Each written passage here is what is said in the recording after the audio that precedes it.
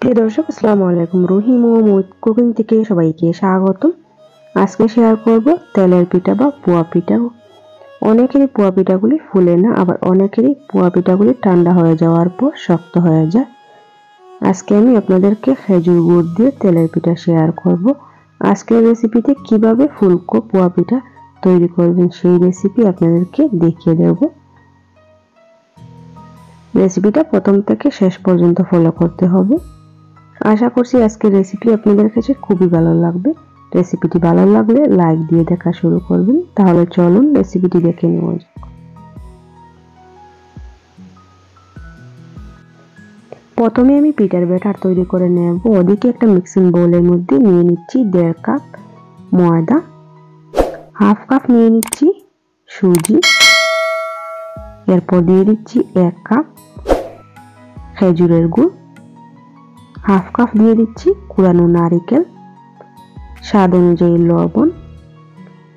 এবারে অল্প অল্প জল দিয়ে আমি ব্যাটারটা তৈরি করে নেব। অবশ্যই উষ্ণ গরম জল দেওয়ার চেষ্টা করবেন। এখানে আমি উষ্ণ গরম জল নিয়েছি, এতে পিঠাগুলি নরম তুলতুলে ফুলকো ফুলকো হবে।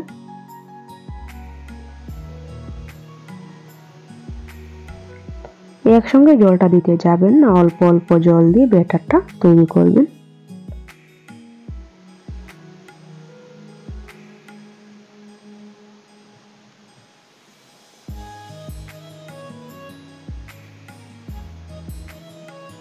দেখুন 8 থেকে 10 মিনিট আমি ফেটিয়ে ভালো করে ব্যাটারটা তৈরি করে নিয়েছি।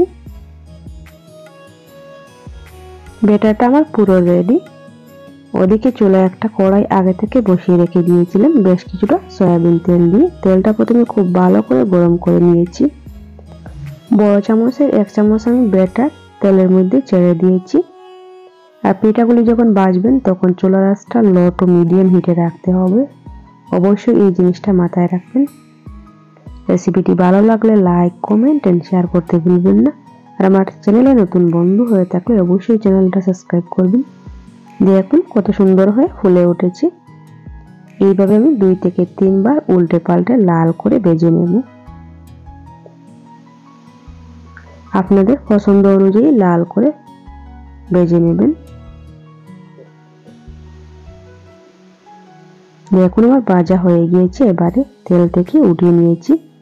একইভাবে আরেকটি পিঠা আপনাদেরকে দেখিয়ে দেব।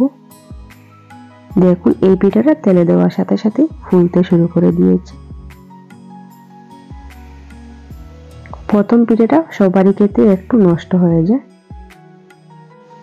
একইভাবে সবগুলি তেলের পিঠা আমি তৈরি করে নেব। দেখুন আমার সবগুলি তেলের পিঠা বা পোয়া পিঠা তৈরি করা হয়ে গিয়েছে। এখন আপনাদেরকে ভিতরটা দেখিয়ে দেব পিঠাগুলি কতটা নরম আর তুলতুলে ফুলকো ফুলকো হয়েছে।